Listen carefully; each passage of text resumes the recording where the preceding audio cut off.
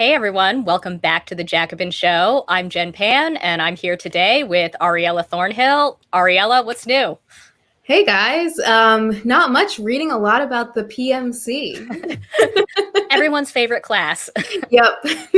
I feel like before we start, I feel like I should mention, I don't know if any of you guys recognize that I am in the Jacobin office right now, and that is because the internet at my apartment has been down all afternoon, which I mentioned because I thought that I had signed up for the PMC internet. Like, I did research on the various internet service providers, and I was like, I think this is the one that all of the like upwardly mobile professionals use. So I don't know.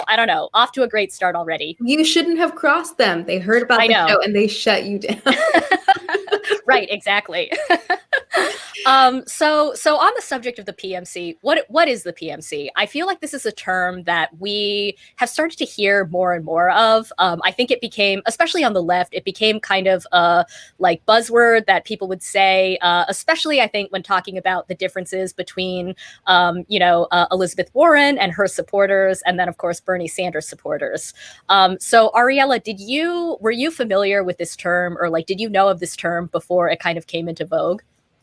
Yeah, I'd heard about it a little bit. And then I think a year and a half ago, I was gifted the PMC Bible. That book is so good. It's very good. It was out of print for like 30 years or something. Yeah, this is the new one. So now we've got this beautiful cover. What's on the cover? A guy looking into a mirror.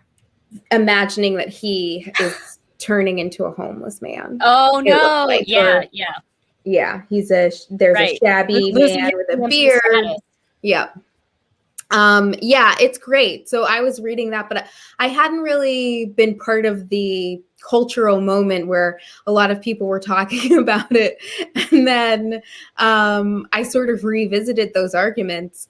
And it's a really sticky term. Mm-hmm. I think it's like a absolutely necessary area of focus, but it's hard to nail it down. And it's a class that's changed so much. And I think it overlaps with a lot of other things like liberalism, neoliberalism, coastal elitism.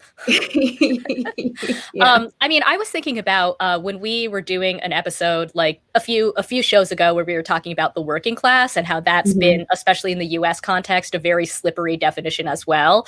And I guess the one good thing about the professional managerial class is we can literally trace the term to Barbara and John Ehrenreich writing in a 1977 essay that this is kind of a specific class that they say that it encompasses like white collar workers and creative workers. So I think that they, sort of name check doctors, academics, lawyers, artists, so on and so forth. I think other people sometimes lump like teachers and nurses and other people who have a college degree into that area.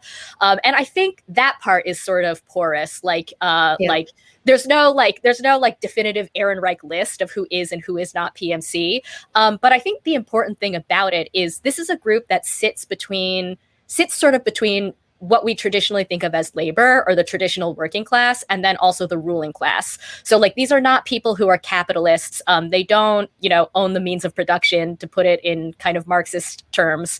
But at the same time, they do play a role in upholding capitalism. And I think that's something that Catherine is going to fully unpack later. So I don't want to get too deeply into that now. But do you have a sense of like who the PMC is today? Well, what's interesting is, and I think you'll get to this in your segment, is that certain industries have fallen out of that classification. And you see these kinds of assaults. Like one example is an adjunct professor, right, versus a tenured professor. They have very different interests in how they relate to their institutions. And some have an interest in protecting it in a really calcified way, while others have an interest in questioning it and pushing on it. And that's usually just by virtue of their precarity. So it's interesting, fear of falling outlines how the middle class and upper middle class have kind of created barriers to protect their class position. And then you see that played out on a micro level. So I think now, we've got tech workers who would absolutely be called PMCs. And then we have tech workers who are unionizing. And, maybe it's a white collar union. Maybe we'll see unionization in the kinds of people who I don't know, have to sift through horrible content all day, or who have more drudge work. I think the PMC is the class of laborers who they have credentials. They're credentialed employees. They have some kind of qualified work experience and educational experience. And they're typically the class that capitalists want to retain. They're expensive to replace. So they end up getting a lot of things through their, preferred avenues of like empathy building at work, right? That works for you if your boss is like, I can't replace you in my media company because that'll be incredibly expensive to train another person to do that job, or there aren't a lot of people. But if you're, working at the print shop, you might have a very different position in terms of that company. So I think that kind of sums it up, but it's a shifting category. What do you think, Jen? Are we part of it? Yes, probably. Yeah.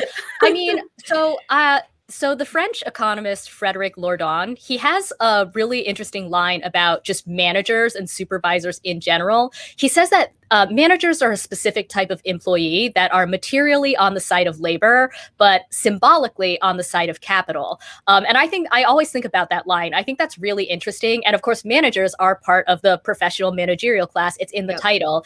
And he also goes on to say that the manager is kind of neoliberalism's model worker, right? Again, somebody who's materially on the side of labor, but symbolically on the side of capital. And so I think at worst, the PMC functions like that. And again, I don't want to steal too much of Catherine's thunder, so maybe I'll leave it at that for now.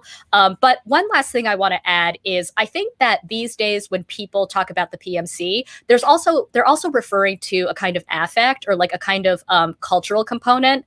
And I was thinking recently about, do you remember the blog in the early 2000s called Stuff White People Like? And I think it became a book. It did become a book. So for anyone who doesn't, behind me, it's definitely not behind you. For anyone who might not be familiar, it was a list of quote things white people like, and I think some of the references, expensive cheese. Yeah, I was going to say, I think some of the references, school. Some of the references might be kind of outdated by now, but yeah, it's like what you said, Waldorf schools, TED Talks, kale salad, and I funnily enough, I think it's actually all stuff that the PMC likes, Yeah. It's not the stuff that when Republicans caricature the white working class, they think they like, right? It's exactly. Not a nice Ford pickup truck and a cold beer at the end of the day, right? It's the worst of Obama's posturing. Do you remember when people would criticize him for also liking cheese, any of the virtue signal things that he did absolutely are stuff white people like. We need to write a new book, Stuff the PMC the PMC likes. I mean, it's probably mostly the same stuff, but yeah. And definitely. Maybe the book. Probably. Right, the book itself. Into navel gazing. Yeah. All right. Well, on that note, let's dive into our segments now, because I know that we have Catherine Liu coming up or at around 6:30. That's obviously going to be a great interview, so everybody, please stick around for that. So on the subject of the PMC, I think what I want to talk about is the PMC during the pandemic, and I think before I, totally dive in, it's helpful to revisit some of what Barbara Ehrenreich and John Ehrenreich talked about in their 2013 essay, Death of a Yuppie Dream. And I think Catherine might touch on this as well later. But this was something that they wrote a little after the Occupy Wall Street era, while the country was still really in the throes of the Great Recession. And in this essay, the Ehrenreichs argue that the professional managerial class is near its end. So they're basically saying the PMC is basically on its way out. And they talk about how the PMC has been fractured by decades of technological changes, job outsourcing, attacks on labor. So essentially the same conditions that the working class has always faced. But from the 1970s onward, the Ehrenreichs argue that the PMC is increasingly subject to these forces as well. So they then argue that as a result, the members of the PMC they're basically either peeling off to join this sort of super elite tier of massively wealthy CEOs and super managers. And then on the lower end, the PMC is suffering the collapse of many of their professions, as Ariella mentioned earlier. That includes the decline of newspaper journalism to the elimination of tenured academic jobs. So in other words, the lower half of the PMC is increasingly becoming proletarianized. So the Ehrenreichs, they look at all of this and they argue that the remaining members of the PMC basically have a choice now. They can join with the traditional working class to fight against capitalism, or they can resign themselves essentially to the dustbin of history, right? And the Ehrenreichs conclude their essay by writing, "In the coming years, we expect to see the remnants of the PMC increasingly making common cause with the remnants of the traditional working class for, at a minimum, representation in the political process. This is the project that the Occupy movement initiated and spread, for a time anyway, worldwide." And I think if you graduated into the Great Recession, which I did, or if you had, any involvement or interest in Occupy, I think a lot of the Ehrenreichs assessment really does ring true, right? The majority of participants of Occupy were college grads who were experiencing this massive student debt, unemployment, and downward mobility, particularly in the economic downturn. And I think that Occupy's, language of "we are the 99%" really does reflect its participants. It reflects how its participants sort of saw themselves as part of the exploited masses. And in many senses, they were, right? But if we jump forward to the current economic recession and, the pandemic that's going on right now, I think it's becoming harder in some ways to argue that the only fault line is between the 1% and the 99%. So, to be fair, all of the trends that the Ehrenreichs identified in 2013, I think, are still going strong. And when we think about who's actually done well during the pandemic, obviously still the top 1%, still the top 0.01%. I think billionaires, collectively grew their wealth by over $1 trillion just during the pandemic alone. But that said, it's also the case that the top 20 to 25% of income earners, which again is a large chunk of the professional managerial class, these people have basically all but recovered from the pandemic economic crash, or they weren't really affected much by it to begin with. So if we look at this chart from the Washington Post, you can really see how the economic recovery for the top 25% of earners compares to the lowest earners for the last couple of recessions. And, if you look at the coronavirus crisis segment, you can see that for this one, jobs held by the top income earners have essentially already all returned. And that's just not the case at all for the lowest earners.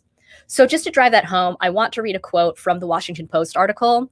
They write, "By the end of the summer, the downturn was largely over for the wealthy. White-collar jobs had mostly rebounded, along with home values and stock prices.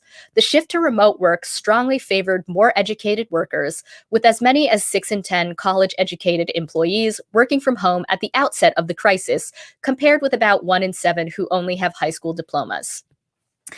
So the point here, is of course not that the PMC is doing as well as the billionaires, but that their relative stability and safety, I think, helps explain some of their behavior that we saw during the pandemic. So one example is, we saw large segments of the PMC sort of immediately plunge headlong into what we might call the coronavirus culture wars. So you saw people elevating all of these anti-Trump blue state governors like Andrew Cuomo, even though, of course, New York's death toll is higher than any other states as a direct result of Cuomo failing to take measures to contain outbreaks early on in the pandemic. And also, this is a product of his years of pushing through austerity policies like budget cuts and hospital closures. But I think the most striking example of the PMC's unique position during this pandemic was actually displayed through their attitudes towards other workers. So, on one hand, in the early days of lockdowns, we saw all of these white collar workers in New York kind of making a show of clapping and applauding nightly from their windows for essential workers going to work. Now, this is a gesture that, of course, I don't think you can deny is incredibly well intentioned. But, it also sometimes felt a little thin or even self-congratulatory. And in addition to that, despite this symbolic show of solidarity, by the end of the summer, members of the PMC, and in particular the Liberal Commentariat, they really begin pressing for the reopening of schools explicitly against the wishes of public school teachers and their unions. So we have these supposedly progressive columnists in the Washington Post, the New York Times, and other outlets who, essentially joined Donald Trump in calling for schools to reopen in the fall. And they argue that, quote, the science had proven that schools were not major super spreaders. Now, like I said, in doing so, this group of liberals really positioned themselves against teachers across the country who, repeatedly raised concerns that after decades of disinvestment, their classrooms were just not ready for in-person learning during the pandemic. You hear teachers saying that school buildings aren't well ventilated, that schools are not properly staffed with enough nurses or other medical personnel. And a lot of teachers really worried that there would just be a shortage of personal protective equipment, which I think is a very fair worry. And then despite that, the PMC continues saying, well, no, we should reopen schools. And this doesn't really come as much of a surprise, but lots of people also say, well, remote learning is disproportionately hurting Black and Brown children, right? And, this is probably true to some degree, but at the same time, we also have tons of polls that show that low-income parents and Black and Brown parents disproportionately do not want to send their kids back to school during an active pandemic. And then on top of all that, a few months later, the science that the PMC claims to love so much actually now suggests that schools could be serious sites of transmission. So we have a couple new high quality studies that show that when community transmission is low, reopening school buildings is not much of a risk. In that context, it's fine. But when community transmission is higher, such as in the large coastal cities where the media class tends to live, schools likely do play a role in transmission. And we also had another study just from last month that found that reopening schools in Florida led to increased rates of infection among students. And again, just to reiterate, this whole time, public school teachers and their unions have been fighting to keep schools remote. Even right now, actually, the Chicago Teachers Union is currently considering a strike, given that Chicago Mayor Lori Lightfoot is once again pushing to reopen schools, even though vaccines are not yet widely available. So I just want to return to the Aaron Reich's prediction that the PMC could make common cause with the working class, because I think the Aaron Reichs correctly diagnosed the problems facing the PMC, and they also correctly judged the mood of the PMC during the last recession. But I guess nearly a decade later, and especially during this new downturn, I'm not sure that the signs are so great. And hopefully Catherine will elaborate more on this.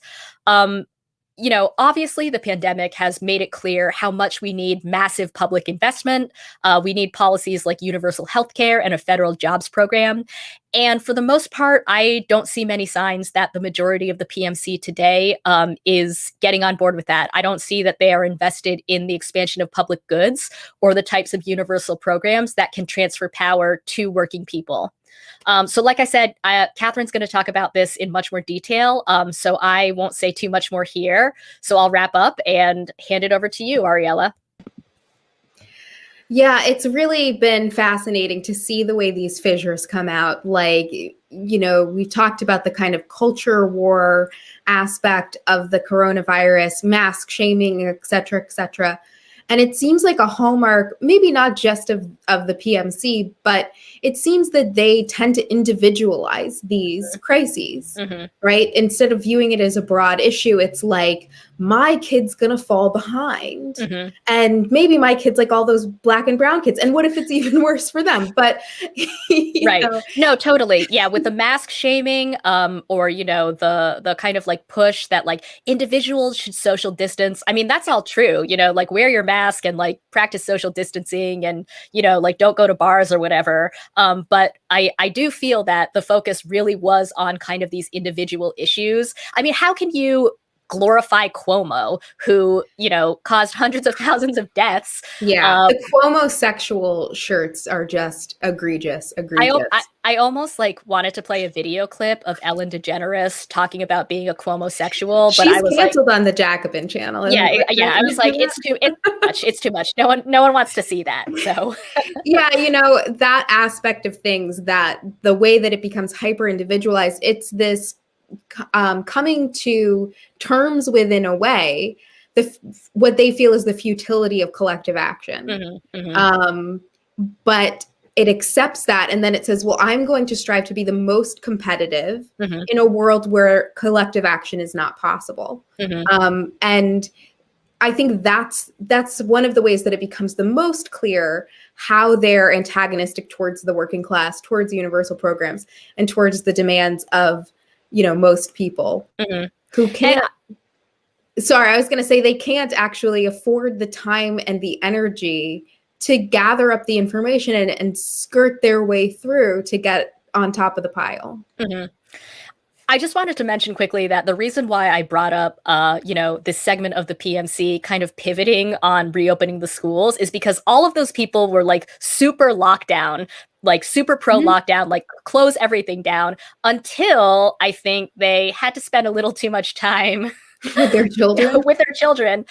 Yeah. And then suddenly it was like, oh, well, all the science says that we have to, reopen the schools. And like I said, it was, I think the thing that like really got to me was that it was just so hostile to teachers' unions. I mean, I think that there was a headline on the collage that Kale put together where, let's see. Teachers share the blame. Yes. It was like teachers' unions share the blame. Yeah. That is a great segue into my segment, which is, a fun example of the PMC actively opposing a strike by Marriott workers. So I'm going to get into that now. So, one of the things that me and Jen talked about is how the PMC trades in emotion. That's one of its hallmarks. From the empathy craze of the 70s to the internal bias craze of the early aughts, the PMC has been there every step of the way. And this might be because, as Jen and I have noted in our discussion of anti-racism training, these ideas and all their attendant armchair psychology are extremely popular in workplace trainings, and a big portion of this class would be subject to those trainings, most of the time by law, if they're in a managerial or supervisor position. But I also think that for members of this class, affecting interpersonal interactions through behavioral and emotional changes is a particularly useful thing for them. I think they continue to see this as a political terrain because it works for them professionally. So let's take a look at infamous PMC guru Sheryl Sandberg's anecdote about parking for expectant mothers. And one day I was late for a meeting and I had to park really far away, and I was really sick because I tried to run and that didn't work. And I talked to my husband at the time, who was at Yahoo at the time, and he said, well, where's the pregnancy parking? And I had never heard of pregnancy parking, but he told me that Yahoo had it in front of every building. So, and you remember this, I marched myself into Larry and Sergey's office, found Sergey and said, Sergey. And Sergey, by the way, was doing yoga. Correct. Doing yoga in the corner, and I completely interrupted him and said, Sergey, we need pregnancy parking. And he looked up at all of me and he said, we sure do. But then what he said was, I never thought of it before. Let's do it immediately. Yeah. And boom, I just like had never that. thought about it before. And, I left Google, as you said, but the pregnancy parking is still there. And so my point is that if we get more women into these jobs, we will make those institutional And in the book, you actually, reforms. So it seems like a pretty easily won benefit for the pregnant women at Google, most likely because it costs literally nothing for Google to do, and because it was good management practice. A lot of these interpersonal concessions are great for management. It's good optics, it's good work for workforce retention. And that's a big concern for companies with PMC workers whose training makes them difficult to replace. It also strengthens management's position. They can say, I'm the one who got you the pregnancy spots. Who needs a union? We're all friends. In fact, empathy, responsiveness, and listening are all standard parts of the management trade book nowadays. Here's a glimpse at some management materials about empathy. The first thing that they encourage you to do in your workplace is talk about empathy, teach listening skills, encourage genuine perspective taking. It's unclear to me what that means, but I think they flesh that out in the seminar. Cultivate compassion and support global managers. And, you know, this kind of stuff goes on to say that empathy makes your workers more productive. It makes them better employees and makes you a better manager. And it's a key part of any soft management skill set. So there are literally hundreds of thousands of these trainings that people are subject to in their workplaces every year. And it's part and parcel of a general psychology of liberalism. But it also is a strategy that works, just as we saw with Sheryl Sandberg and her pregnancy spots. Here's empathy expert and apparent sociopath trainer Margie Warnell praising Marriott CEO Arne Sorensen for his empathetic video message to the 174,000 people working for the company who are experiencing or at risk for furloughs, layoffs, and loss of benefits due to the coronavirus. Arne Sorensen, the CEO of Marriott, really exemplified what empathetic leadership is during his recent video message to Marriott employees. Clearly, Marriott has been hard hit by this crisis. And yet, Arne Sorensen showed that in the midst of having to make some really hard decisions that would impact the lives of Marriott employees, he did that with a very, very empathetic heart, with a heavy heart. And of course, that level of empathy is what allows those who are part of the Marriott family to know that they're genuinely cared for, even in the midst of having to make hard decisions. Now let's look at how Arne treated the Marriott family in 2018 when 3,000 Marriott employees across the U.S. went on strike for better wages. Now, Marriott has said it had hoped to resolve this agreement many months ago and says it remains committed to negotiating in good faith.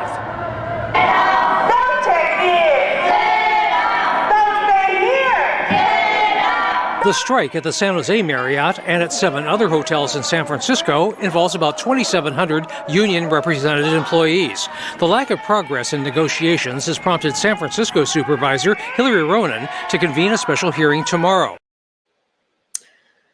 Arne violated the first rule of Empathy Club, which is listen. The clip goes on to say that he refused to join the the meeting that she had convened in order to discuss this contract that had been delayed and delayed and delayed. He further commented that the silence shouldn't be interpreted as supporting the union's accusation that Marriott's management was being oppositional to the workers' demands.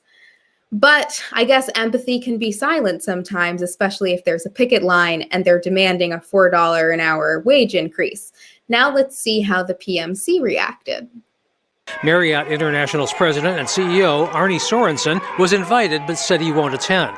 Replacement workers are being bused to San Francisco from Salinas and Modesto at $17 an hour, hired by a contractor.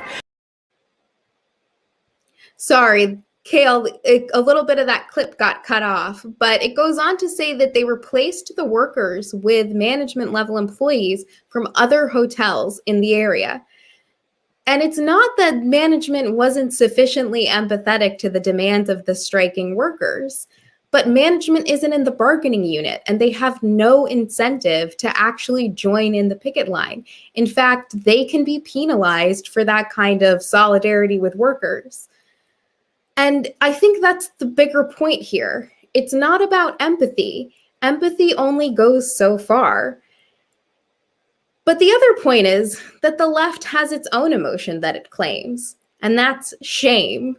And I know there's been a lot in the media about how toxic shame is, but shame is the most important feeling on the picket line. If you can stop someone from crossing by shaming them, that is a pro-social emotion. And it's one you can easily apply to the empathetic managers who are scabbing for the company. Shame is what makes you not cross the picket line. And shame is what you feel if, like Arnie Sorensen, you furloughed most American workers last April while paying out $160 million in quarterly dividends and pursuing a pay raise. One former employee who was laid off because of coronavirus had this to say about the company's empathy-forward response in an interview with the New York Times. Quote, "They just say, we don't need you. You are on your own," said William Gonzalez, 47, who was laid off last month from his job at an employee cafeteria at the Marriott Hotel in San Francisco, leaving his family unable to pay rent. Quote, "The company has been making billions and billions of dollars, and a lot of that money doesn't go to pay workers," he added. "I thought there was going to be a moment where they say, okay, we're going to help you." But as we've seen in the above clips, that moment never came. It would be foolish to say the left isn't also empathy focused. Of course, empathy is extremely important for literally every human being. It's not just the sole virtue of the PMC. But it's not the focus on emotions that makes the left different from the ruling class or the PMCs. It's what we do with them. Solidarity is based in emotion and class position. The basis of it is that our fight is the same, and we are stronger together. We know how it feels to struggle under exploitation, but our fight is not in feelings, it's in strategy. Of course, this requires exercising all kinds of emotional intelligence. Certainly some of it you could learn from these management seminars. But the left can turn despair into the kind of rage and righteousness that can move thousands of people to demand something more than a parking space, to have a goal beyond listening, to make a world that matches our compassion for others. The liberal and PMC view is that kind thoughts and empathy alone will propel us to this new world. And this may be true for some. If, like Sheryl Sandberg, you're in a senior position at a company and can tell your boss in the middle of yoga that he should consider that pregnant women get uncomfortable walking a long way in parking lots. But for the vast majority of us, this is not the world we inhabit. For the rest of us, empathy is nothing without strategy and solidarity. So your segment reminds me of a really amazing Sheryl Sandberg story, which I don't know if you know, but during the height of the Lean In days, she was going to give a talk at a conference, like a big women's conference, professional women's conference that was being held in a hospital. And I'm sorry, not a hospital, a hotel. And the hotel workers, and the hotel workers, who are predominantly women of color, low income, I think were going on strike. And they didn't ask her to not cross the picket line, but they were like, hey, we know that you work on women's issues. We know that you are an advocate for women in the workplace. Could you possibly come talk to us as well? And she was like, oh no, sorry, bye. Yeah. She's like, well, you don't have women in senior leadership positions that I can appeal to. The thing is that I want to emphasize here is that in a lot of these places, maybe it does work to say, listen, I'm a woman of color in a senior position. You need to stop saying that, employees have to have certain hairstyles. Mm-hmm. And that is nice. We want to fight for more freedom at work. We just don't want it to be through one specific nexus of installing an empathetic person in a position of power over us. Mm-hmm. That is a horrible strategy. Right. I mean, I think you've said this before, even if that person is genuinely great, what happens when they leave or are fired or die or whatever? So, or what happens when you start to demand something that costs more money than letting people wear their hair however they want or having a pregnancy spot? The empathy stops. Yeah. And what's also crucial about this is that at the same time as Sheryl Sandberg is saying, it took me being pregnant and having this experience for me to realize, oh, maybe this is something everybody wants. I assure you that if you had a strong union where workers were democratically represented, one pregnant woman or another would be like, you need to let me park closer to the building. Right. And it wouldn't take someone in a senior position. And that is the redistribution of power. And that is exactly what the PMC is actively fighting against, because within the arrangement, they do kind of have a monopoly on a certain kind of interpersonal power. Right. And they don't want to let that go. Right. Well, on that note, I think this is the perfect time to bring in Catherine Liu. I think Catherine's here with us. Catherine, hello. Hi, guys. That was a great show. Thank you. I mean, it's only going to get better from here on out. All right, let's see if I can get in the middle of the camera, though. Yeah. Okay, that's good. So I think a lot of viewers are probably familiar with you already, Catherine. But for anybody who is just joining us now, Catherine Liu is professor of film and media studies at UC Irvine. She's also the author of the new book, Virtue Hoarders: The Case Against the Professional-Managerial Class, a very excellent book. Catherine, you yourself have described it as a short book, so I encourage everybody to read it, and it is linked down below in the description box and appearing in Ariella's screen. And I should mention, for anyone who saw Catherine on the New Year's Eve live stream, Catherine is also always the life of the party. So welcome to the Jacobin Show. I'm not drunk though today, so sorry. Not yet. You can be. We have no standards. Try January. Try January. So Catherine, I want to start out by asking you about the Ehrenreichs and the professional managerial class, because I had talked a little bit about that before, Death of a Yuppie Dream. And you address this a little bit in your book as well. So Barbara and John Ehrenreich, who, I love their work. And like I said, there's a lot about that essay that I love.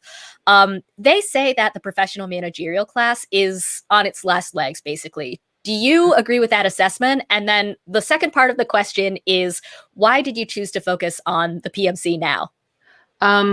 Okay, I'll start with the second part of the question first. I feel like after years of miseducation within the humanities, a lot of times people do not understand what it is, what class is at all. And the ideology of class difference and class contradiction and its motor and historical power has been naturalized through PMC, college-educated worldviews where there's a kind of class pacification that has taken place through liberalism. And part of that had to do with this idea of 1989 being the end of history, and that capitalism had triumphed in some way within the West on a global scale. But I really want to revive this notion of class, because I think that it still has and obtains an incredible power within the ways in which we think, we feel, we work. And more than ever, I think that the values of this class that John and Barbara Ehrenreich talked about as being mediating between working class and capitalist class, those values are hegemonic, and they've become dominant values for a variety of reasons. The PMC dominates the media, dominates academia, et cetera, et cetera. But what I wanted to get at also was a sense of history, because I think one of the things that Barbara and John Ehrenreich really rely on is left-wing sociologists, from Siegfried Kracauer to C. Wright Mills. And in the beginning of the segment, we were talking about how difficult it was to define this class. But Mills in White Collar had a great definition for it, which is even more, which, is one aspect I think that's important, is that he says people who do not work with their bodies, who do not suffer bodily harm at work, could be thought of as being part of this white collar class that's like a precursor to the PMC. And another thing you could say is that people who work in air-conditioned offices are able to call themselves white collar. And it's always, if you think about it this way, negatively defined against working class people who are working with their bodies, who gain on-the-job experience that gives them authority over the labor process, not a credential. The credential does not give them power within their job workplace. And Siegfried Kracauer said these clerks, this is Weimar Germany. He says these white collar clerks who think of themselves as superior to the laborers that they manage or over which they preside. They may only make a little more than the blue collar workers that they look down upon. And he says at one point that in a really devastating statement called this in the salaried masses, they're so willing to write their own pink slips because they are so identified with the bosses. And yet they feel themselves better than the working classes below them. And so one of the things I think is really important about Krakauer's analysis of the salaried masses is that he says this is the most delusional class. This class, there's the proto-PMC is the class that lives in the most, in the deepest fantasies about itself and its authorities and its authority and its place in the world.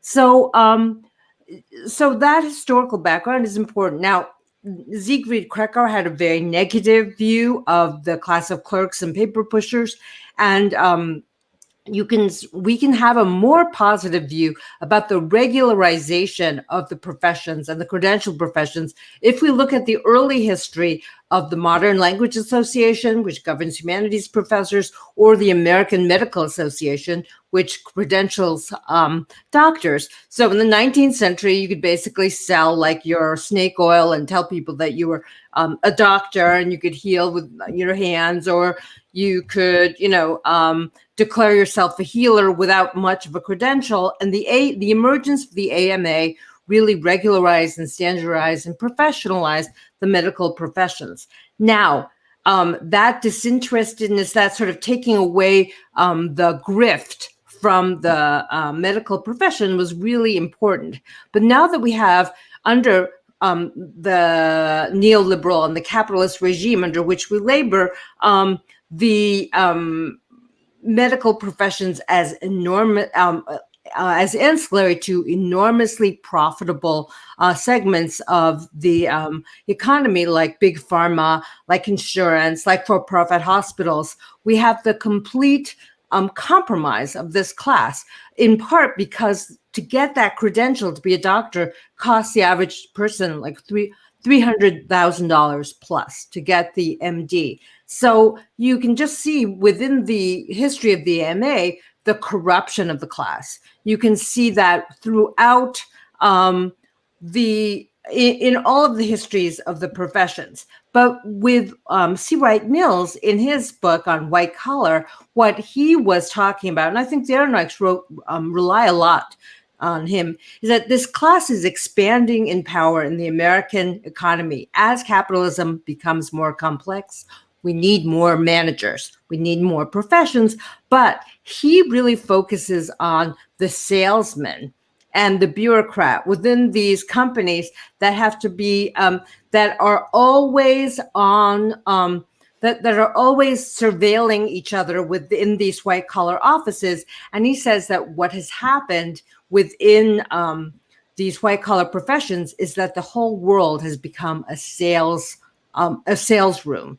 And that, I think, is also really important for later evolutions and iterations and critiques of this class, because it says the one thing that a white collar worker has to do is manage his own emotions. So when you guys were talking about empathy before, we're not talking about like a profound individually idiosyncratic capacity for empathy. We're talking about a reified form of empathy that becomes like transactional within a highly surveilled, highly managed situation. So it's not like you're going to just become a more empathetic person like Sheryl Sandberg or Obama. No, you have to channel your empathy in these very like HR appropriate ways. And C. Wright Mills already talks about, and Adorno and Horkheimer and Frankfurt School people are talking about how white collar workers, and the PMC is really amazing at this.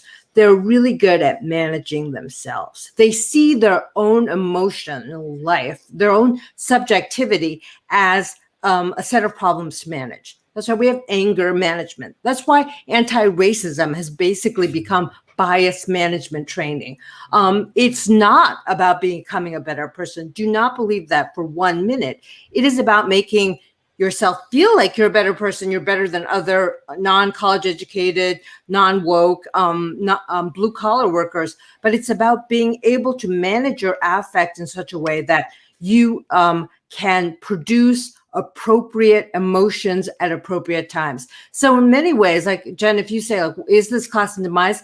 This class is in crisis. I'll say it's in crisis. It's in an emotional crisis, but it keeps replicating its crises in ways that profit its own managerial system, its own intersubjective and intrasubjective managerial systems. And it tells everyone else who doesn't adhere to its values that they are vicious, they're villainous, they're, gluttonous. It frames its own superiority in a crypto-religious manner. But it is always in the state of hypervisibility with regard to itself and others. Like, one thing I've always really wanted to write about is, even though like everyone's like all like libertarian and privacy, now you shouldn't say certain segments of the liberal left are very like anti-surveillance. I think it's within the work of Krakauer, of Mills, of the Ehrenreichs, where you see that the PMC loves visibility. It actually loves surveillance, and it loves workplace surveillance. It accepts every form of workplace surveillance. The other thing that you guys talked about that I think is really important is that what is happening within the credential classes is the managerial segment is becoming more and more powerful. The professional section is becoming weaker, like nurses, and I would say, and some professors and teachers, they are lower tier PMC types because if they don't ascribe to managerial ambitions. So if you are just an ER nurse, or if you are really satisfied being a second grade teacher, like that woman who knit Bernie Sanders mittens, and you don't aspire to management, you are basically demoting yourself and restricting your own sovereignty within the PMC. The PMC is becoming extremely stratified within itself, and the question is managerial, the managerial category. If you want to be a manager of any of other people and of labor processes, you will be rewarded because you will be identified deeply with the bosses. If you want to be a professional now and not aspire to managerial ethos, you're in trouble, actually. And I think that one of the things that you can see is in our really problematic healthcare system, where we have, and in the university too, where we have these highly paid managers who are basically paid to cut other people's jobs and to cut budgets to the bone and to be lean and mean and under neoliberalism and its austerity policies. And then you have people who are actually working on the hospital floors. You have people who are teaching. Like, I'm teaching online all the time now, but if I wanted to be a manager, an administrator, and tell other people what to do, or just like live in this kind of ever-present managerial amnesia that is demanded of high-level managers these days, I would be paid twice as much as I'm paid today, and I'm doing pretty well. And as Jen showed in the graphs, I think that the top 4% are doing so much better than than the segments underneath it. I think that within every stratum right now, even within the top 1%, top 4%, there is incredible stratification. So if you're in the top 25%, you're doing okay. But if you're at the 25th percentile, you're doing much, much worse than the person in the 4th percentile. And so that there's an incredible economic incentive to actually give up professional protocols for managerial values. And this is one of the things I talk about in the book. And this is one of the things that gets me the most exercise too, because what we have in the PMC is a dissociation of the values of professionalism, which I think are based on anti-market forces, disinterestedness, scientific method, professional protocols, and in the humanities, historical sensibility, understanding of contradiction. Of course, I believe that, we should all be Marxists, but because that is truly disinterested scholarship. And I think that only under a socialist regime could we have like really prosperous humanities. We see the willingness of of people in my profession and people in other professions to give up on professional values immediately, to just say like, oh yeah, to chase trends, to embrace innovative new paradigms. And those kinds of things are all given to us as top-down marching orders from an administration that loves to see itself as on a cutting edge of what, I don't know. But what I find so terrifying just within my profession, but I also think within the white collar fields in America too, is enormous degrees of compliance with regard to managerial discipline. I have not seen so many educated people just roll over for managerial directives right now. And managerial directives right now coming from the university, a lot of it has to do with inclusion and diversity training. We are in such a dystopic state. We just did a big survey, a workers' survey of faculty, staff, and lecturers in my school, in the School of Humanities at UC Irvine. People are in such great distress across the board, and from childcare, from research, from just lack of space, lack of time. The damage that's being done to our work capacity is enormous, and yet nobody actually really questions the fact that we've also been asked to do additional training on inclusion and diversity. Which doesn't work, which makes you like show up to an auditorium and get yelled at by Robin DiAngelo or something. We're on Zoom now. We're on Zoom. And I did, right. I did 6 weeks of that. And but what I noted was that the fear, and this goes back to fear of falling, there is such raw fear of questioning things, anything that comes down as a directive. And so one of the things I wanted to do with this book is to be very polemical and to talk about how class formation like this is an engine of historical change, but the kinds of rebellion and dissent that the counterculture once prided itself on is so incredibly absent now from the PMC. And what John and Barbara Ehrenreich talked about was how the new left was completely devoid of any real organic working class relations anymore and was dominated by a professional managerial class. And they were very worried about this in 1977 and worried about the direction of the left because the left had become so dominated by PMC values. So I am... Oh, John and Chuck, can I be more specific about why I believe the PMC is in crisis? It's in a crisis of legitimacy right now with regard to its profession of liberal and progressive values, because it always sees itself as being on the side of progress. But because Trump was such an aberration and such an anti-PMC id monster, what we have today is in many ways like the PMC acting as a return to normalcy. It has to embrace like normative liberal values, even though it also wanted to believe. And classically, when John and Barbara Ehrenreich were writing about it in '77, it always wants to believe that it's the vanguard class and that it's rebellion and anti-authoritarian. And now the PMC is finding itself like really dismayed by the kinds of anti-authoritarian forms of revolt that are directed against it, against experts, against professors, against people who read a lot of books and stuff like that, like people talk a lot like me. And so now it doesn't know what it is. Like, are we preserving the status quo, or are we avant-garde and forging new ways of being? So I hope that was. You guys should ask me more questions. We have a lot to ask you. I'm going to stop now. Yeah, one of the things that you were talking about with not aspiring towards professionalism, but aspiring towards, more managerial training, more managerial expertise is interesting to me because in my research, I watched like 30 TED Talks.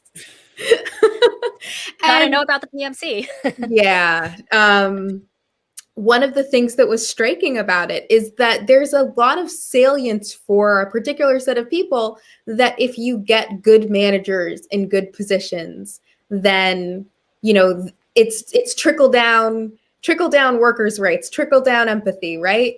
You install sympathetic people at the top. And so I think in some ways, they're tricked by this perception that like, well, if I get in this position of power, then I can do good things. Unionizing can't do that.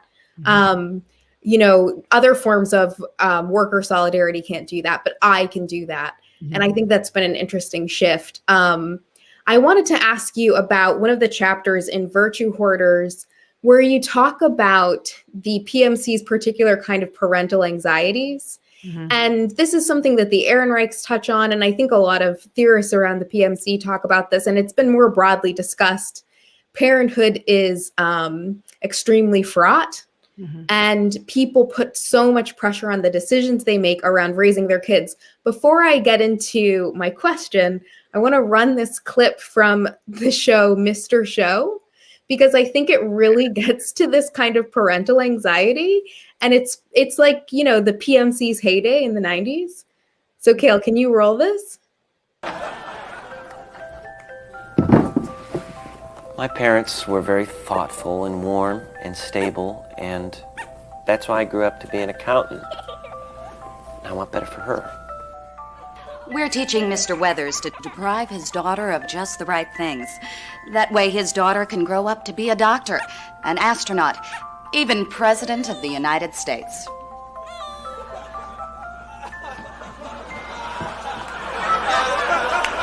We're depriving our son of attention for those first few months, and then we will be unfairly rewarding him.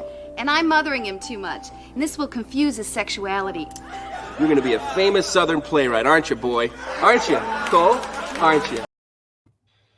All right, so it's obviously over the top, but I think that it gets to something. It gets to two things about the way that the PMC manages parental responsibility and their vision of what children can access.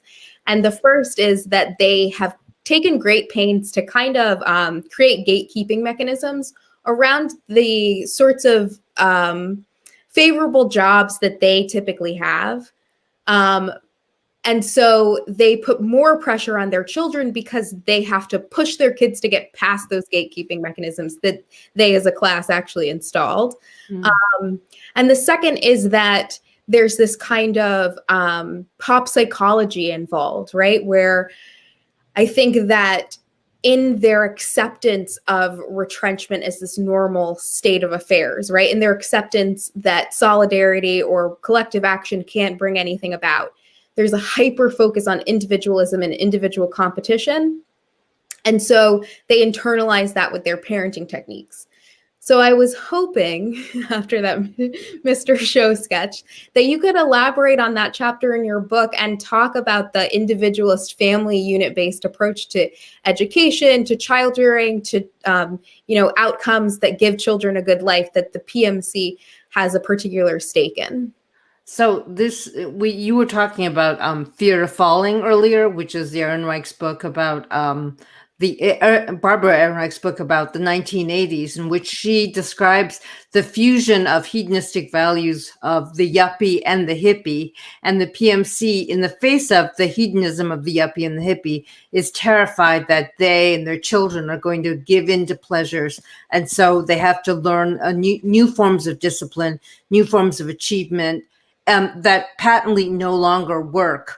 Because the Horatio Alger story is becoming less and less possible with the undermining of social safety nets, of public education, the increasingly fraught competition for places within elite universities. And so even as the social safety net is fraying, professional managerial class women and the couple have to work in order for the family unit to maintain its upper middle class lifestyles. And then you have child bearing and child rearing as these incredibly fraught, incredibly rationalized forms of activity. And I think this is one of the most alienating things for people not in this class, is to watch professional managerial class people have children raise their children, because they are so cut off from any kind of organic relationship with reproduction. And but it is truly frightening to have a child in the circumstances where competition and actualization have to begin almost from day one. And when I was having my son in 2000, I mean, I was hearing about like baby Mozart intrauterine education, like baby Mozart you'd play on your pregnant belly. I mean, actualization and optimization of capacities and capabilities almost begins before birth.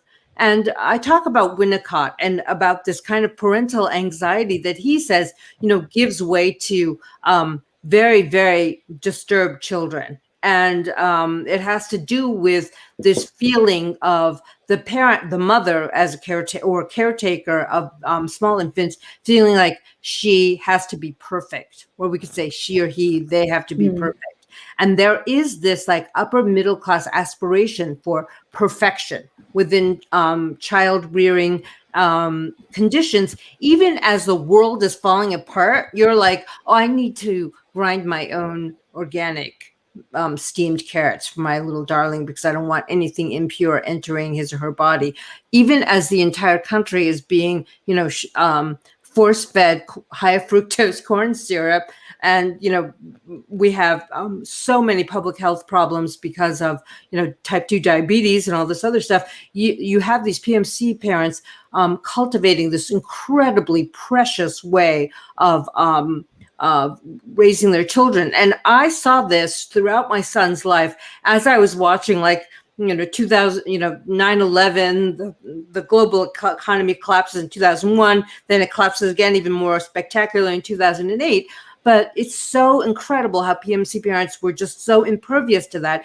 The New York Times do some kinds of like crazy, sensationalistic articles about this, like getting your 2-year-old into the elite daycare. How crazy. Upper East Side moms are crazy. But it was like so voyeuristic, and it wasn't really critical, but it was like we had all given up on the fact that public infrastructure for high quality childcare, for high quality public education, for high quality healthcare, all of that was gone.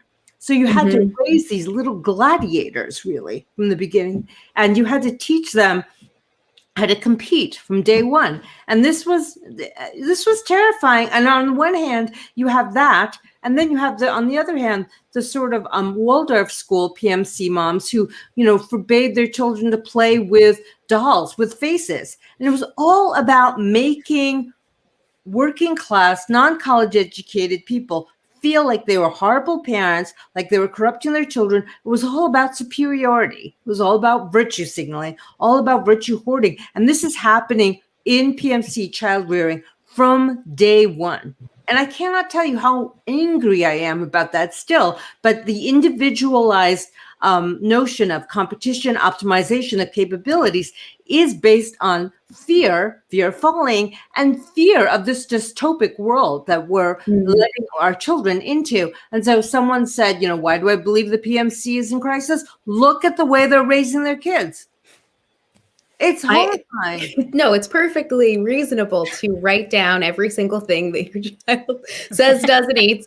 I also have kids, so I'm familiar with that kind of shame-based parenting model. I shared a nanny with a woman whose husband works in the Federal Reserve, because I was just trying to figure out how to get childcare, and we were sharing a nanny. This woman made the nanny write down the weight of the baby's poops and everything that went into the baby's bodies. It's like, what are you managing this child for? Like, what is the outcome? It's also a profoundly horrible way to relate to your child and yourself. It's really hard to be a parent, no matter what class you're in.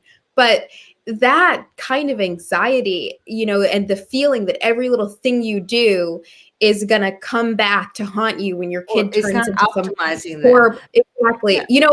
Before we get to Jen's question, I'm sorry about this little digression of mine, but one of the clips that I rolled earlier of that woman who was talking about, having an empathy-centered leadership during the coronavirus, she quoted Albert Einstein as saying that empathy needs to constantly be cultivated. It's a skill that must be cultivated throughout one's lifetime. She forgot that he was a passionate advocate for socialism. Right. And in his doing that, he has this pointed critique of exactly the thing that you're talking about. I was wondering if I can read it. It's very quick. In the monthly review, he wrote, this crippling of individuals I consider the worst evil of capitalism. Our whole educational system suffers from this evil. An exaggerated competitive attitude is inculcated into the student, who is trained to worship acquisitive success as a preparation for his future career.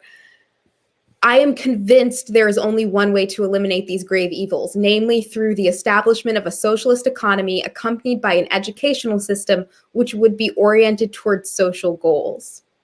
And then he elaborates on the show. I know. I can't get his publicist. Yeah. So we've destroyed childhood, basically. Yeah.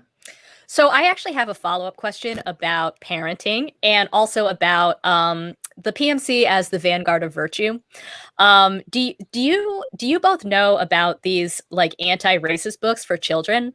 Yes. It's like a big boom, and Kale has a slide here.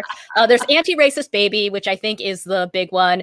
Intersectionalize, and then Not My Idea was a book that I actually came across on like a gift guide for 11-year-olds. I have a nephew, and so like when Christmas came around, I was like, I'm gonna like look around to like see what 11-year-olds were into, and this was on a gift guide, which really bummed me out. Like, that's a bad present. Like, that's what you get if you're bad, But you guys are both parents, so like, what do you make of this boom? Anxiety. I think this is once again PMC anxiety and part of the crisis, because they don't know how to translate values to their children. So it's all about creating these extremely reified, I'm going to use the Lukácsian term again, reified forms of relating with other people. Like, anti-racism is the farthest thing a child needs. No baby is born racist. It's to satisfy, and Kendry got, $10 million from Jack Dorsey, who's the CEO of Twitter. So this school of thought is actually being rewarded by the oligarchs of our times. So if you want to manage your baby's potentially racist feelings, then you're being rewarded. You're going along the lines of Jack Dorsey. I feel like there's this hyper rational desire to be perfect that is all about this kind of PMC anxiety, because they know the world that they've made is a bad world, and they want to be perfect in that bad world to somehow defend themselves from the badness of the world. Yeah, it also seems like for this class, tolerance or anti-racism or what have you is a kind of social capital. And they're really invested in their kids getting it, and they push it in curriculums. And I'm going to plug another book. I'm going off the rails with these secondary sources, but this book is an ethnography. Woo, there we go. White kids. This book is an ethnography of an affluent community that is trying to get anti-racist training in their schools. And a lot of the kids come away being like, I really need to protect my whiteness. That's the only thing that's keeping me in this dope-ass suburb that I live in. But so the parents, is great. Yeah. The parents are genuinely worried. They're like, what if my kid gets into college and then they get kicked out because they do some horrible thing? Because the stakes around affect and behavior and emotion are so high. And I also sorry to interject here. I also think the PMC really is the liberal superego. So the superego is filled with sadism and about controlling others and controlling your own impulses and controlling the id. I really feel like Trump was the id bad baby of the PMC superego. You don't have like bad id baby without like this punishing sadistic superego. And so all of these books are about reinforcing that superegoic but kind of user-friendly superego, which is even more frightening. And I feel like that is the next, what we all need to talk about next is PMC authoritarianism. Because what so much of this does is govern entry into the creative professions, into the humanities, into the media class. And if you don't obey, if you don't speak this language, you are excluded. You do not belong. And so that is part of the anxiety of the professional managerial class parent. Like the high liberal parent would have wanted you to read Shakespeare or would have wanted you to know a lot of languages or something like that. Like the high liberal, like post-war parent. And now the PMC parent, this is how degenerate and decadent and awful we become, just wants you to learn how to manage your affects. I mean, it's like more enclosed, more monadic, less historical. A friend of mine said, like around the 90s, this is like neither here nor there, but she said, you know, the average taxi cab driver in Moscow was better read than a PhD in the Western world. So I feel like we've managed to degrade that Moscow taxi cab driver. So we're all just as poorly educated as an American PhD. Sorry. Okay. This is not going to win me friends in my profession. I was going to say, I don't care. You do mention this in your book about how your observations are based off of, your profession. Living in this neighborhood of all professors that I've lived in and raised my son in. Oh yeah. I mean, can I give you guys another example of how I feel like rather than even thinking or imagining structural changes that can take place to deal with the environmental crisis, the PMC is all about feeling good about itself. I went to a solar panel seminar about getting solar panels on our houses. And one of the women who had gotten solar for her house in my neighborhood, a professor, it's incredibly expensive. It's like $15,000 to $17,000, but you get a $7,500 tax break. Why my class needs tax breaks right now is completely ridiculous. Why solar energy should be incentivized by giving upper middle class people tax breaks is ridiculous. Why we're not building solar farms at scale, in a massive scale, it's completely ridiculous. But this woman actually said, this is why I did not get solar panels, also because I didn't want to spend that much money and go into debt. She said literally, after we installed our solar panels, I don't feel bad about turning on the AC anymore. It's all about how you feel. Yeah. You don't have a big footprint anymore. And so we have to break that imagination about what progress is. Progress is not about you feeling good about turning on the AC. The environmental crisis is not going to be solved by upper middle class Californians putting solar panels on their freaking roofs. It just is not. They can't imagine scale. We need large infrastructural projects. Like we need solar panels in fields, in over parking lots, whatever, like massive infrastructural investment.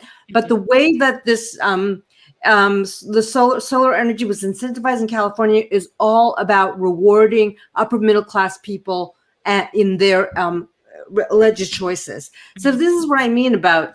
Maybe this is not being quite clear enough about why this class is in crisis, because I'm aping them and saying like they seem so smug. But I'm like, why do they have to display that so much all the time? Why is this ideology so deeply reinforcing all the time in almost every public sphere? I feel like it's because they're terrified of the void. Sorry, that's maybe that's too optimistic on my part. Well, so on the subject of kind of like political goals and political coalition, something I wanted to ask you is, you have a lot of progressives who argue that the PMC can be part of a left or progressive coalition. And I have a feeling that you are totally not on board with that. However, I do think that there's a sort of middle ground, which I'll call the Matt Karp position. I hope he doesn't mind, where, you know, he's very adamant that the Democrats are just going to lose if they continue sort of pursuing PMC suburban votes. He's saying, of course, we need a working class movement, but the PMC, like, they're invited along for the ride if they want.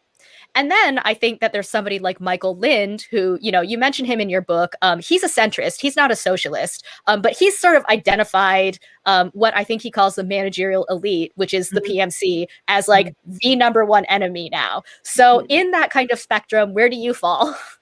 I do believe that they are the enemy in some way, but I don't think that but I do think they are a following class. So I think if the left can win, they will follow, but they are not leaders. Although Sheryl Sandberg wants to pretend that she's a leader.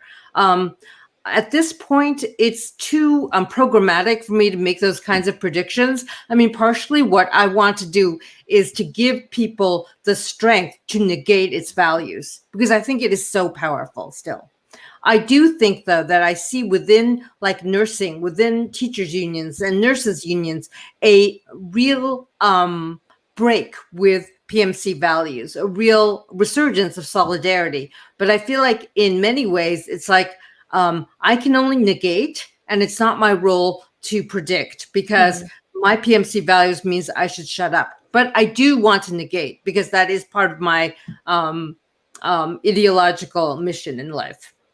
So I don't have like but I do know that in 2022, if the Biden administration only listens to its PMC values, it will lose the greater part of the American working class, working masses of all races, because people are really suffering right now. And if we can't speak to that, if government can't be retooled to make it work for ordinary people, I think that it will be a terrible repudiation of the Democrats in 2022. So there is that, but I do feel like we need to fight.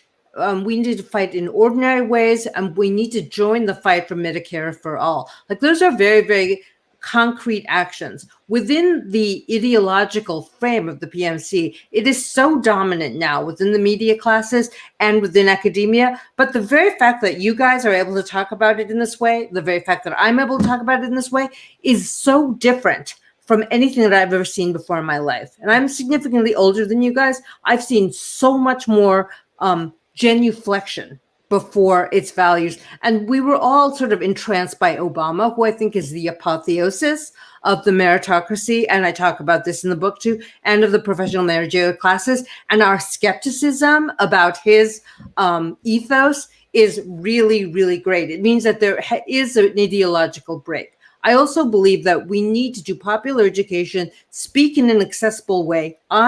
This is my mission in life. I mean, I can talk about reification, I can talk about socialism, but I want to be able to speak to people who have not been to college, who want to follow arguments. I'm not going to be like busting out something like the Anthropocene or the rhizome or something like that and being like, hey man, you don't understand what I'm talking about. This is so cool. I hate that. And I really feel like that has been crippling for intellectuals. So in many ways, like, I'm a classical Maoist in the sense where I feel like we need to learn from the people. And it's ironic that I'm saying, like, we need to shut up. But in some ways, in the political sphere, and Jen, I just heard your thing with Jan McLevy, we, within union organizing, things like that, we need to put our, shoulders to the wheel without like producing vanguard theories like, oh yeah, the riot, quote unquote, and let's think of a new word for this. Like, fuck that. Just get with the people, do the work that needs to be done. I have to say, like, this is anecdotal, right? But this is definitely like a story that I think needs to be told. And I will write about it someday. But when I was at the University of Minnesota, Susan Kang was a student there at the time. secretarial union, the administrative assistants union, AFSCME, went on strike. And I think I was one of the only faculty who just participated in the sit-ins and the pickets. And I was really shocked and surprised that all of my far left colleagues who I was in a department of all lefties, they just didn't participate in the strike. And I think it was just too banal for them because they were Deleuzians and post-colonialists. And I feel like they would have said something like, unions have to make demands. That's just so banal, or that's so, I don't even know what technical term they would have come up with. I'm sure they would have come up with something like the horizon of change is so limited, or, you can just make demands. That's all part of union self-interest. But every time I participated in a strike at a university like that, I mean, and Matt Levy talked about this, you just learn so much about solidarity. And that was in the 90s, and people were really hostile to striking workers. So it was really important to have people participating, and not in a heroic way, Slavoj Žižek, I know you guys love him, going to Occupy Wall Street and with making speeches, just actually showing up as a body, doing stuff, that ordinary people would do, not crossing the picket line, whatever. But there's some kind of obscurantism in the left in academia that I think really is a translation of this, what I call in the book, these PMC vanguard values, where my people, my class always wants to do ordinary things in extraordinary ways. And that includes being a leftist. And it's no, just be an ordinary leftist. Yeah. Right. I wanted to ask about that because it seems like the PMC, a huge part of the political elite caters to their sensibilities. A huge part of the advertising class caters to their sensibilities. The PMC sensibilities. And they seem to have a great deal of political influence for a set of people that seem to have no political demands, right? Other than to uphold the status quo and balance out the empathy ledgers, I guess. Give me an example of what you mean. Because I've been watching a lot of football, and the advertising doesn't cater to the PMC. Yeah, that's true. Not on football. You'll see things, television or advertising that's for instance, Marriott had a ad campaign that I looked at. I didn't roll the clip, but while they were trying to crush the strike, they had this ad campaign that was when can humans be humans again? When can we connect regardless of race, right? Forecasting that kind of empathy center. I know what you're talking about. Or you'll see ads on the subway that are for a clothing delivery service, and it's you're a girl boss, you don't have time to worry about this, but we'll make it easy for you. We'll send you a snappy wardrobe, and all of those things, that's just the business of advertising, of right? Course, if they're going to find a way to reach that class, and that class has a lot of money, they have more disposable income, so they're going to market to them. But they do seem to have political influence as well. So you see Biden, he installed a race czar. It's unclear to me how that position will take shape, but she does, to her credit, talk about, I think it's a former Ambassador Susan Rice. She talks about economic redistribution. We'll see if that happens. She says it's central to racial justice. But the Democrats, the Biden administration is eagerly taken up reversing Trump's refusal to have critical race theory trainings for government employees. You see people pushing policy at all manner of levels, state, city, and federally, around bias training for police, bias training for particular individuals. One answer to the maternal mortality crisis for Black women has been bias training for doctors. I guess my question is this class seems to, is it just that it's a convenient smokescreen to say there's a bunch of people that want this and we're delivering this to them?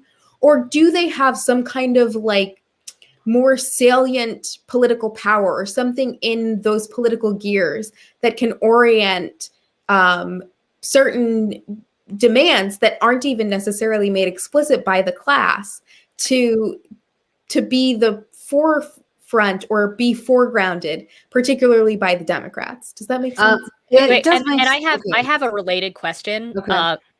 Is there class solidarity among the PMC? Yeah, that's a good, really good question. Oh yeah, there is. There is. There is. And this is one of its greatest powers is that for instance, the credential fetish. Everyone is very discreet about it, but everyone wants to know like where you've been to school, what you've done. The credential fetish creates a lot of class solidarity. And also their drive for distinction. So one of the things that we could say about this class is that it has to distinguish itself against the masses that it's terrified of. And they could be like football fans or blue collar workers or people who just like McDonald's. So within its taste cultures, it builds like a kind of class unity through taste cultures. And we see that, this doesn't translate necessarily into political power, but it definitely allows the class to remain as a hegemonic force within certain industries. So what I was going to say, though, about, I think Ariella's question, which confused me a little bit, was that, but it's also a striving for distinction within very, very narrow managerial purview. So you can create this anti-bias training industry within this very narrow purview and anti-bias never translates into structural change or social change. And I think that the class is very, very cautious, very careful about always creating and curating a spectacle of progressiveness that never moves into any kind of structural redistributive policies. So in that sense, I really despair about the class being able to transform itself into a progressive force again. And that has to do with, in many ways, like the Warren-Biden divide during the Democratic primaries. When I was knocking doors for Bernie, I knocked doors in my neighborhood, and I cannot tell, the majority of people were for Warren, okay, whatever, but I cannot tell you how many people actually also said to me, I'm still studying the issues. So the class really believes in studying it in this very ideologically constrained way. And so when, Ariella, you're talking about the Marriott, sort of being human again thing, it is about creating a very, a commodity out of a sensibility. And I think like that kind of studying and civil society thing that the liberals say they really want will, translates into this very commodified view of self-care and dialogue and study and thoughtfulness. But within the massively unequal situation that we're in, especially with COVID, and Jen's segment on COVID really talks about that, the ability to even have the time for contemplation, the time for study, the time for the leisure to travel in Marriott hotels, those are privileges and rights that the PMC wants to protect for itself. It does not want to see masses of people enjoying leisure. It does not want to see the masses performing the kind of self-cultivation that Marx in his most humanist and sort of utopic moments wanted for all workers. It wants to keep all of that for itself. That's why it's a hoarder. That's why the primitive accumulation of virtue is its ideological position right now. And it wants to, the billionaire class is so terrifying and so corrupt, or the millionaire class, billionaire class is so, rapacious, but you have the PMC in the middle saying, oh, we're reasonable, we're studying, we're taking care of ourselves, we're being human, we're going on vacations, but in a thoughtful manner, we're going on eco vacations. And that is that is its stake in maintaining its position of power and putting this enlightened face on, this pseudo enlightened packaging along on its privileges. And yeah, it is for the status quo. Let's just put it that way. Like in the old left terms, it is about the status quo. And Biden is actually, let's put it this way, he's to the left of Obama. So I'm not riding with him yet, but it's okay. But it's a return to the status quo. It's like we got rid of the id monster and we can be egoic and superegoic again. We can restore our ego through the reinstallation of our superego because we got rid of that horrible id monster. Now, this is actually how the PMC views working class people and poor people. It's like they're just like monstrous id people who have no impulse control. And this is from the Culture of Poverty, Moynihan report, all of the ways in which you imagine like poor people are poor in the PMC's views because they can't manage their impulses. And they are objects of our pity and charity. In this way, they're very Victorian. Like all that discourse about empowerment and girl bosses, it's all about like disempowered people, we empowered them because we act. It wants to see itself as the agent of history. That's why I feel like, you know, whatever carried along, or let's take the values of professionalization, socialize them, and let's smash the managerial ethos. Maybe separate those parts out. So something that you talk. Oh, sorry. Go ahead. Sorry, I was going to say, just speaking of, you know, broadening professionalization and democratizing it, and making it for the people. You had given us some images of barefoot doctors, and I wanted to pivot to that. Sorry, Jen. No. Let's see the barefoot doctors. Also, this segment of Chinese history that begins in the Great Leap Forward, that continues into the Cultural Revolution, this image describes a program that was put into place by the Communist Party called the Barefoot Doctors Program. There were so many poor Chinese peasants living in remote areas, not able to get proper health care or vaccinations. And from the 1950s on until the early 80s, when the program was ended, the Chinese government, the CCP, trained young, mostly women, to be barefoot doctors, giving them basic medical training. They were peasants, often from underprivileged poor communities themselves, and they were given training in Chinese traditional and Western medicine. This is like the dream of every like new agey upper middle class yoga girl. But and this actually was an incredibly successful public health program that delivered vaccines and basic maternal care to the poorest and most remote areas of China. So I was waiting, you know, a lot of people are like, so what's your solution to our present problems right now? And I'm like, what is my solution? I was like, what worked before, especially in a public health crisis, especially in a time when it was very hard to create public health infrastructure for people living in remote areas, people who are very impoverished, people who had maybe never even seen a doctor before in their lives. And one of the most successful public health programs in the 20th century was actually the Barefoot Doctor Program.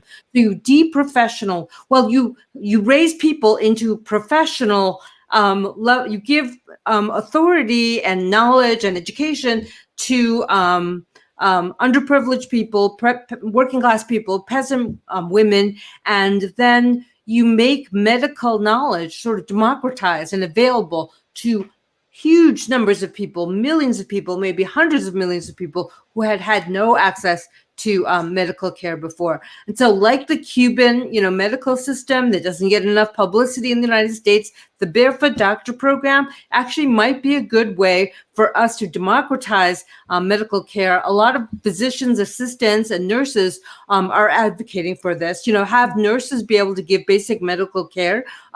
It shorten the time of medical training, make it more accessible to people, incentivize people to go out into the hinterlands, into impoverished communities, and administer vaccines in this way.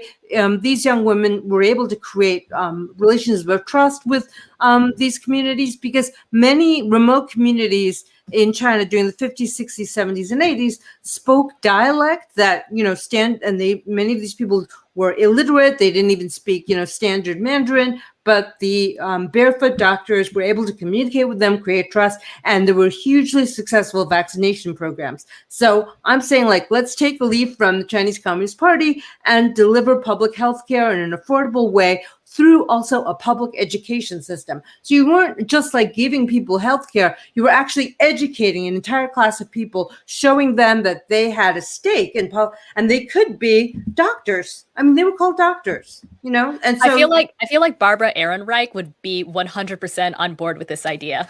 Yeah, her book, Witches, I know. Midwives, and Nurses, is about the kind of assault on women who had this organic knowledge and who developed it with each other and created their own networks of democratic professionalization of these kinds of jobs. And then they were attacked roundly when male physicians were like, no, you have to have a license to do this, etc. I'm going to burn you alive. Right. No, unfortunately, in China, when they abolished the program, they were like, we have to modernize. Like, we have to be more like the West. We have to train, credentialed doctors. But the thing is that Chinese medicine was a really important part of their training because, a lot of the herbs and stuff that they could gather were in the area. And, ordinary Chinese people were used to Chinese medicine. So if you were a doctor offering them care and you knew nothing about Chinese medicine, you'd be viewed with a lot of suspicion. So you could know about Chinese medicine, but also administer the smallpox vaccine. And that was really amazing. Yes, Barbara Ehrenreich is a national treasure. And when I was doing research for my book, I found that a lot of the centrists who were otherwise like reasonable people, like Michael Lind, or even like the right-wing people who were interested in class, like Julius Krein, many of them decided that they didn't have to cite her. And so part of this, part of my book, I hope, is like preserving like the importance of her work, keeping that work alive, because it's so important for scholars to have a sense of history. And I was like, why are all these like DC think tankers talking about middle-class managerial elites, but just skipping over Ehrenreich? And I feel like that's what happens to socialist intellectuals in America. It's still this, like, we're the left is accused of canceling people, but McCarthyism has canceled so much socialist thought. And I think a lot of, I don't dislike Lind, but I feel like even if, in terms of like scholarly integrity, why didn't he even mention them in his book? Yeah. So I feel like we need to preserve her work. Amber says that once we have socialism, there's going to be a Barbara Ehrenreich square in every city. So like another. I wish there was like a Barbara Ehrenreich professorship in every university. That would be awesome. So it looks like we have kept you on for about an hour. So I think we should probably wrap up soon. But I do have one last question I want to ask you. And this is going to sound a little bit individualistic, or dare I say PMC. But in the conclusion of your book, you talk about kind of moving out of the PMC mindset. And you have mentioned that, in this talk as well. So I guess my question is, like, for somebody who's in the PMC who wants to be a class trader, like, what are the first couple of steps? Please write it. Please do a children's book. No, I'm just kidding. Yeah. You're asking me like how to, and I don't know that I have any answer to that. So like when you meet the Buddha, kill the Buddha. I don't know. When you meet the PMC within, be sure to kill the PMC within. I don't know. Take an objective but compassionate view of your own feelings and put them aside.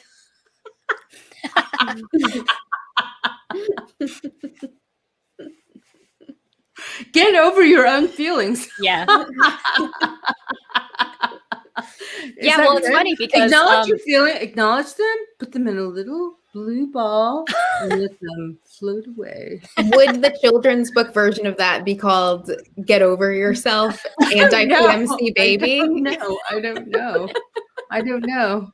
And just to be clear, like, I don't think that the solution is the kind of self-flagellation that the, liberal PMC is so fond of now. I mean, Catherine, you use the word self-criticism in your book, but I do not think that you mean a kind of white fragility, sort of. No. Me, I don't have. I'm not writing a how-to book, and so if I was, and I'm only going to sound facetious and stuff like that.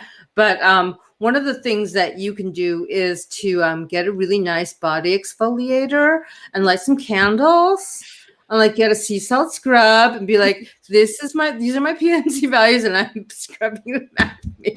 No, I don't know. draw one path, be like, okay, I'm just gonna be like scrubbing Saturday. Yeah, the great thing is like there's so many working class people, so many working class campaigns that are already doing this, that are already fighting for these things, that are already refusing to be silenced by the like, all we have to do is look within and question our X, Y, and Z. And we have people where we can lend our solidarity, our time, our skills, and break down. That's right. Yeah. Because you know what? There are a lot more non-PMC people than there are PMC people. And, and I mean, everything that I say, Jen, would sound like self-help or something, like never feel like you're better than other people and stuff like that. I don't have I don't have a formula, but actually I think you gave the best advice earlier, which was just get on the picket line. Yeah. Just and sometimes that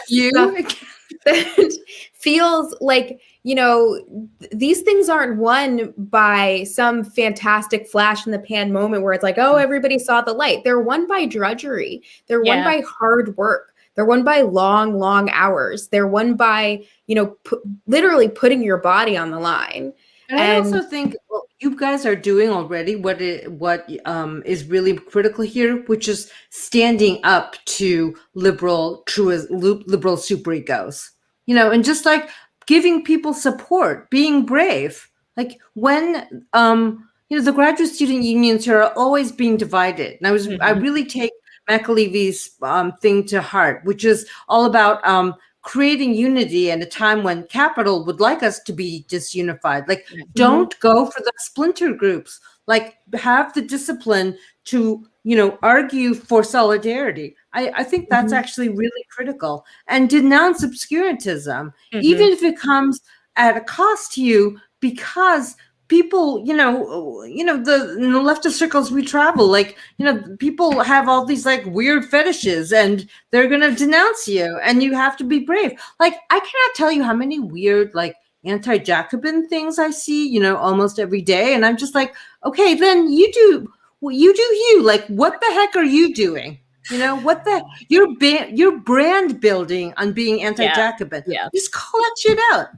I comfort myself with the fact that the media is very, very unimportant for most people. I do think that there is a value to doing this. Obviously, I wouldn't be doing it. And obviously, I support Jacobin, and I think that it's great because people are always wanting to engage with ideas, and it helps them build networks and develop things. But I also think when you look on the ground, like, you see a lot more of what's going on. And one of the things that was interesting to me in doing my PMC research was how much it was oriented towards almost like finding the right party line. Like, if they can just, get that one slogan, everyone's going to come on board. Everyone's going to have this eye-opening moment. And I think that sometimes the left falls into that trap. I think the right does. I think everybody does. But that's not how the work is done. It is done interpersonally. And in that way, like, of course, empathy is important. It's just that the left's empathy leads to solidarity. It leads to you standing out with someone and saying, like, they shouldn't be being paid starvation wages. And I'm going to sit here all night with them. It's a very different thing than just being like, oh, I personally feel bad about this. And you can change that person feeling bad. If PMC people or alt-right people or whoever it is want to get on board with a union and fight for real benefits that everybody gets, great. You're invited. You did your job. You organized. No, I think that's a very pragmatic view. And there's a beautiful American pragmatism and pragmatist who was one of the great PMC guys, John Dewey. And that's what he would say too. Every situation provides new problems and gives us new insights. There isn't like some theory that's going to spark the change, but that does come from the 60s, like the age of Aquarius. People did think like there was going to be effortless change if you just got like the right mantra. Right. Nope, that doesn't happen. I mean, I know this sounds corny too, but someone asked me this the other day too, and I was like, you know what? Be an ordinary person. Do ordinary things in ordinary ways. Make solidarity with ordinary workers your number one priority, not like some weird idea that someone had. No, I'm kidding. I'm going to stop with my humanity You're in the thick of it. I am. You obviously, you've got some things to help. You guys I'm like in the well. You guys are giving me a little light. I'm like, yeah, I'm in the belly of the beast. I really am. There's a lot to unpack there. There's where so you're at. Another time, another day. I did take the anti-bias training, by the way, Jen. So I have a lot to say about that. We'll talk. I noticed how unbiased you were. Right. Tonight, and I really appreciate that. Thank you so much. Namaste. No, get me my pregnancy parking space. I have so much empathy for her. Like she was all in, especially her outfit because she was wearing nude. Right? Did you notice that about her outfit? Bearing it all. Yeah, exactly. All right, guys. Well, on that note, I just want to remind everybody to check out Catherine Liu's book, Virtue Hoarders. Again, we've linked it down below in the description box, so please buy it. It's wonderful, and hopefully we'll have Catherine on again at some point. Yeah. Thank you so much. Great to meet you, Ariella. Great to see you again, Jen. It was such a fun solidarity. Solidarity. Good to see you, Catherine. You guys. Have a good night. That was great. I don't think I have anything further to add, but I do think the book is great. It's very short. And I think that the way that Catherine kind of adds on to, as she said, the work that the Ehrenreichs have sort of already put out there is really, really useful and helpful. So.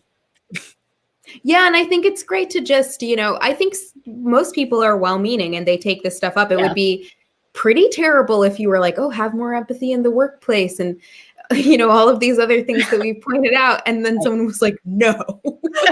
Right. Have no empathy. Yeah, those are, some of that's good. But what she really does is she untangles that and she shows the ways that it stops short in, its best intentions and it completely circumvents real change or distracts from it in its worst intentions. Yeah, it's a great read. Yeah. Well, okay. So you know what? Let's call it a night. But thank you to everybody watching and we will be back next week. Yeah. Good night, everyone. Good night.